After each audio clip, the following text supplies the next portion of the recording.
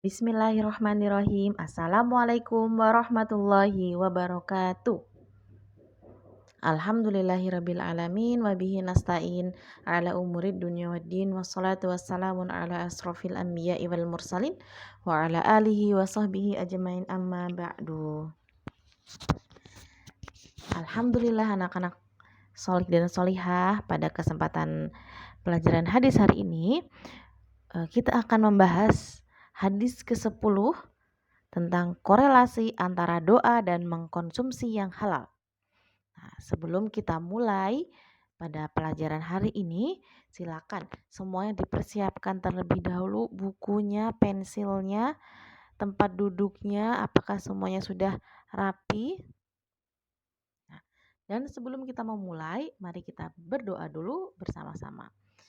Raditu billahi rabba wa bil islami dina wa bi muhammadin nabiyya wa rasulah rabbi zidni ilman warzuqni fahma.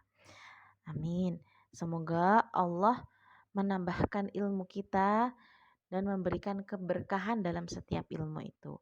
Amin ya rabbal alamin. Nah, silakan anak-anak dibuka halaman 45. Hadis arba'in ke-10, korelasi afan ya Ustazah ralat tulisannya, korelasi antara doa dan mengonsumsi yang halal. Nah, hadisnya sudah dibaca minggu kemarin ya. Ustazah baca sekarang. An Abi Hurairah radhiyallahu anhu qala Rasulullah sallallahu alaihi wasallam, innallaha thayyibun la yaqbalu illa thayyiban. Wa innallaha amaral mu'minina bima amara bihil mursalina faqala ya ayyuhar rasulu kulu minat tayyibati wa'malu salihan. Wa qala ta'ala ya ayyuhalladzina amanu kulu min tayyibati ma razaqnakum.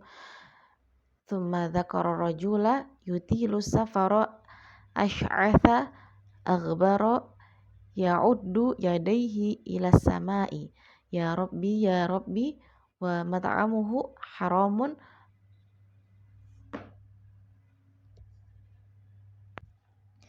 wa mashrabuhu haramun wa malbasuhu haramun wa ghudhiya bil harami fa anna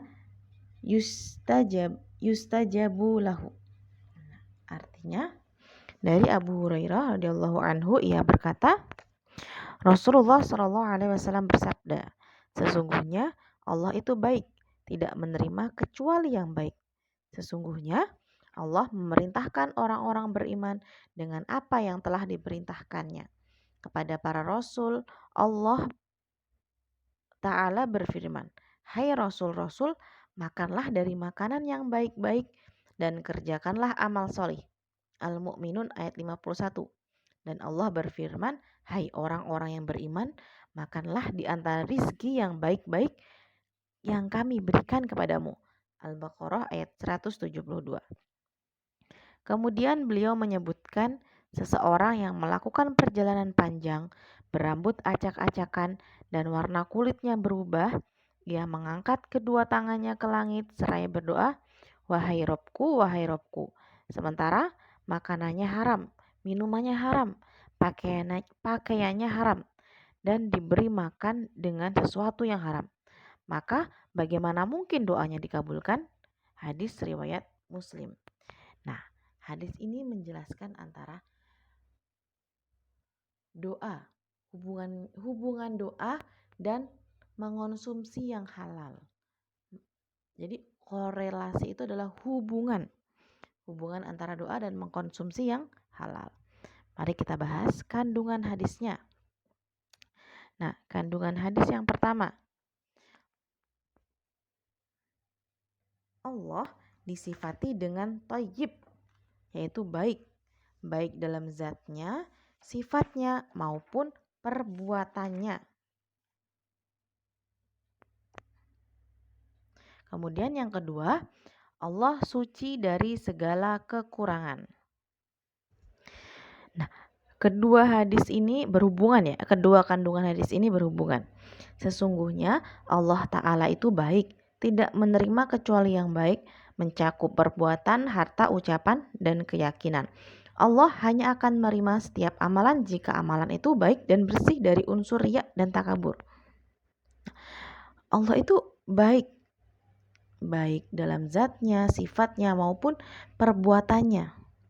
Dan Allah hanya akan menerima perbuatan-perbuatan, amal-amal itu yang baik juga.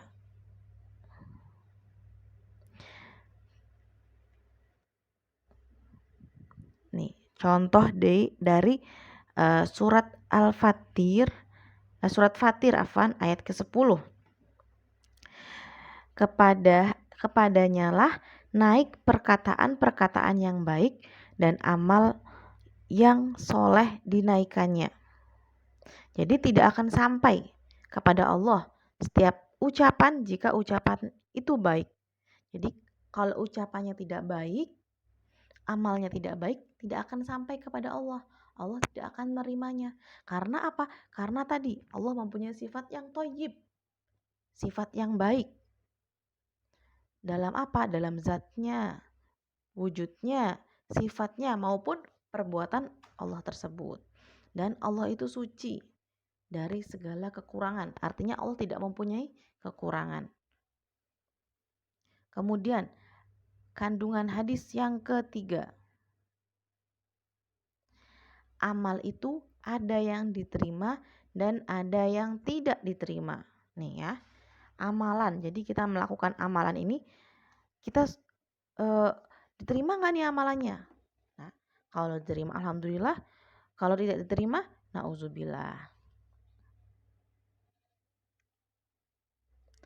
Bagaimana amal itu diterima? Nah, bagaimana amal itu diterima?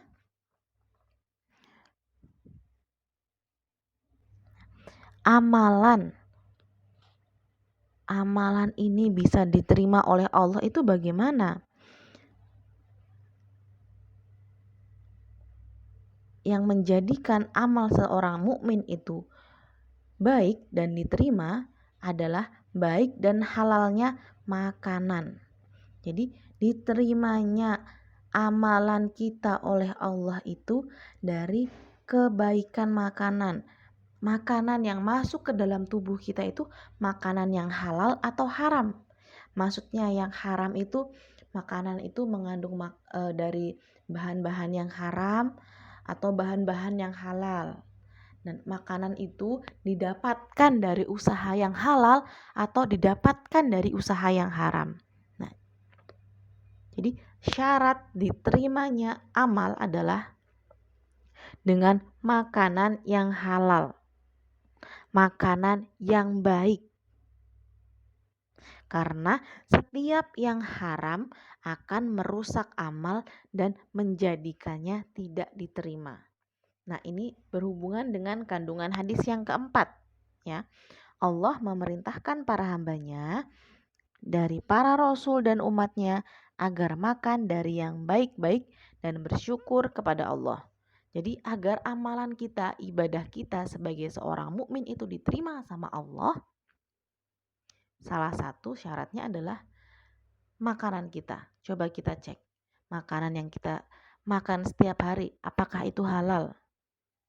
Apakah halal dari bahan-bahan? Apakah makanan yang kita makan ini mengandung babi atau mengandung bahan makanan yang tidak halal? Ya, harus dicek agar amalan kita diterima. Dan makanan yang kita makan ini kita usahakan dari perbuatan yang halal atau perbuatan yang haram, harus diperhatikan. Nah, kemudian tidak diterimanya amal. Tidak diterimanya amal. Maksudnya tidak diterimanya amal ini apa? Nah, sebentar Ustazah ulang ya. Tadi tidak diterimanya amal itu karena kita makan makanan yang tidak halal. Tidak diterimanya amal itu karena kita makan makanan yang haram. Makanan yang masuk ke dalam mulut, ke dalam tubuh kita itu haram. Itu tidak diterima amalnya. Dan maksud tidak diterimanya amal juga ini adalah tidak sah. Maksudnya tidak sah sholatnya. Contohnya, kita tidak sah sholatnya jika kita tidak berwudu, kita tidak bersuci. Baru bisa diterima sholatnya jika kita sudah berwudu. Kemudian yang dimaksud tidak diterima amalnya yaitu tidak mendapatkan pahala. Nah, ini contohnya dari hadis Rasulullah, tidak diterima sholat seorang istri yang suaminya marah kepadanya, tidak pula orang yang mendatangi dukun, dan tidak pula orang yang minum khamar selama 40 hari. Nah, ini ya, maksud dari tidak diterimanya amal, yaitu tidak sahnya suatu ibadah, contohnya sholat tadi yang kita sholat maghrib tidak berwudu, itu tidak sah ya, padahal kita sudah batal. Kemudian tidak mendapatkan pahala, kita sudah beribadah, sudah sholat, tapi kita tidak mendapatkan pahala. Tadi karena apa? Yang mungkin seorang istri yang suaminya marah padanya, kemudian kita mendatangi dukun, kita percaya ramalan, kita minum khamr. Nah, sholatnya tidak diterima selama 40 hari. Nah, hati-hati nih. Berbuat syirik itu tidak hanya mendatangi dukun, tapi percaya dengan ramalan-ramalan, dengan bintang-bintang, itu termasuk perbuatan syirik dan termasuk menyekutukan Allah ya. Jadi jangan percaya kita dengan ramalan-ramalan. Mungkin yang ada di TV paranormal atau ramalan-ramalan bintang ya. Ramalan dengan kartu-kartu itu termasuk syirik kepada Allah. Kandungan hadis yang keempat yaitu bersyukur adalah amal solih. Nah, salah satu firman Allah dalam surat Al-Mu'minun ayat 51. Hai Rasul-Rasul, makanlah dari makanan yang baik-baik dan kerjakanlah amal yang solih. Nih malah dijadikan satu ya dalam satu ayat. Makanan yang baik dan kerjakan amal solih. Al-Baqarah ayat 172.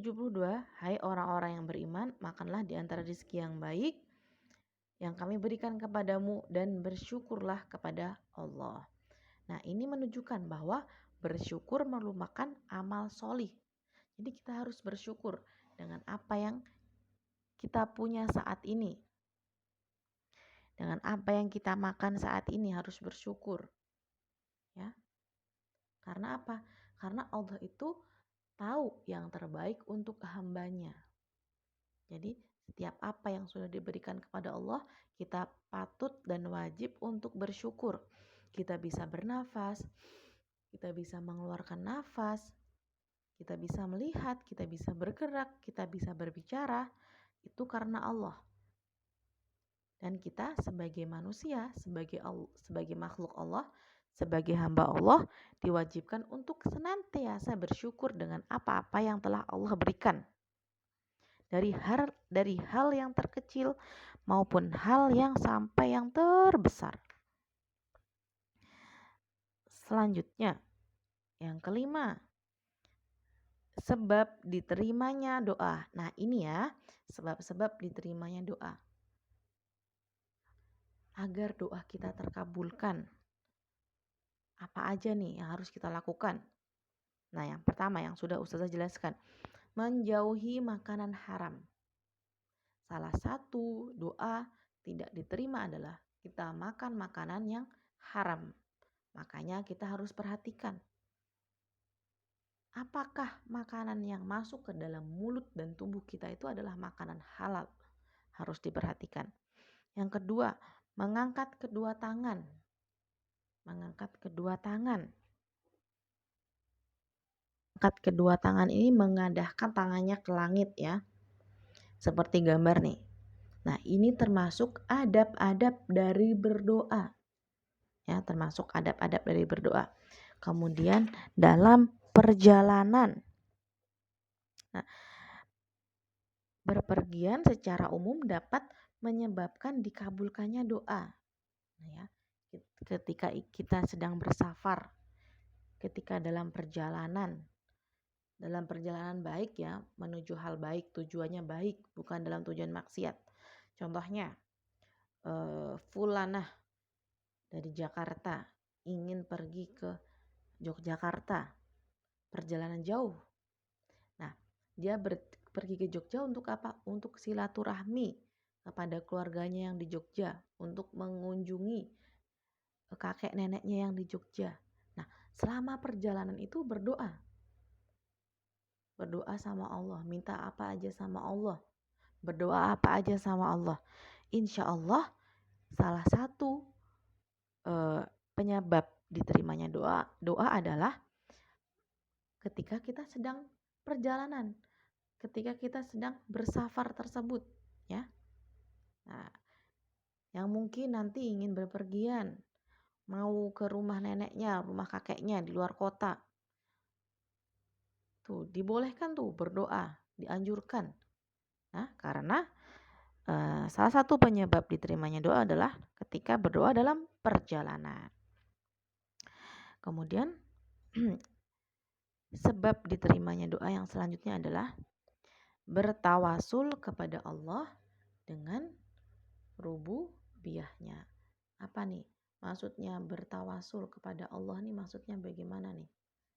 Nah, maksudnya adalah mendekatkan diri kepada Allah dengan melaksanakan perintah Allah, ketaatan kepada Allah, beribadah hanya kepada Allah, mengikuti petunjuk Rasul. Nah, intinya melakukan apa yang diperintahkan Allah dan menjauhi apa yang dilarang oleh Allah. Nah, ini adalah bertawasul.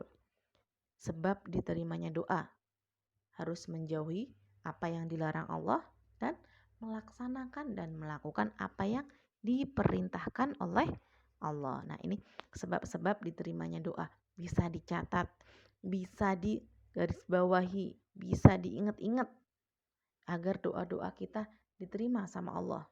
Jangan lupa adab-adabnya juga. Adab-adab kita berdoa sama Allah harus diperhatikan. Seperti tadi, mengangkat kedua tangan, mengadahkan tangan, dengan menghadap kiblat. Tidak harus menghadap kiblat, tapi dengan menghadap kiblat bisa jadi salah satu adab dalam berdoa di tempat yang baik, di tempat yang suci, tidak di kamar mandi, ya.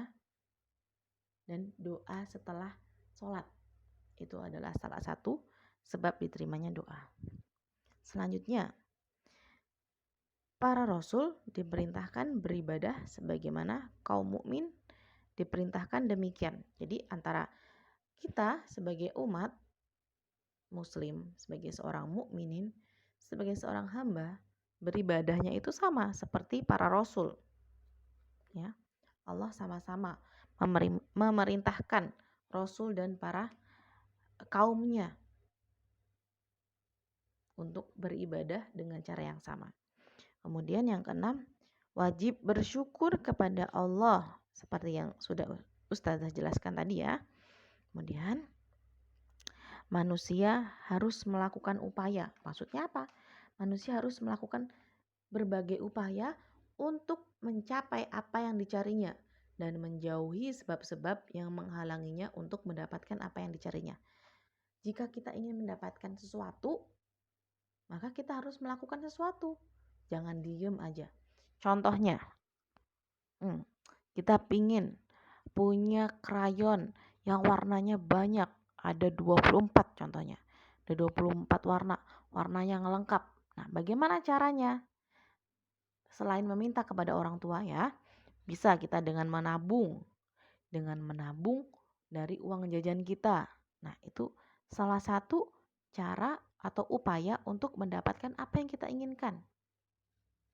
Contohnya juga, kita ingin membeli baju, ingin membeli buku, ingin membeli makanan. Nah, apakah Allah akan mendatangkan uang dengan tiba-tiba, dengan kita duduk aja, dengan kita hanya berdoa saja, tidak beranjak? Apakah Allah akan memberikan uang secara tiba-tiba? Tidak. Makanya kita harus melakukan cara-cara tersebut, upaya tersebut agar kita bisa mendapatkan tadi baju, buku yang kita inginkan. Dengan cara apa? Dengan cara bekerja, ya, tidak hanya dengan berdoa. Jadi harus bekerja dan berusaha juga. Kandungan hadis selanjutnya, hadis ini menganjurkan untuk berinfak dengan harta yang halal dan melarang berinfak dengan harta yang haram. Nah, jika kita ingin berinfak agar infaknya diterima sama Allah, agar kita mendapatkan pahala yang banyak dan agar mendapatkan pahala, maka kita berinfak dengan harta yang halal, bukan harta yang haram. Jadi contohnya kita ngambil, nauzubillah ya, nauzubillah ada orang nih ngambil uang orang tuanya 100.000. Nah 100.000 itu aku pengen berinfak supaya dapat pahala yang banyak dari Allah. Nah uang dari mengambil 100.000 itu dari orang tuanya diinfakkan ke masjid. Nah infaknya tidak diterima, tapi kita masih menerima dosa dari mengambil uang orang tua kita.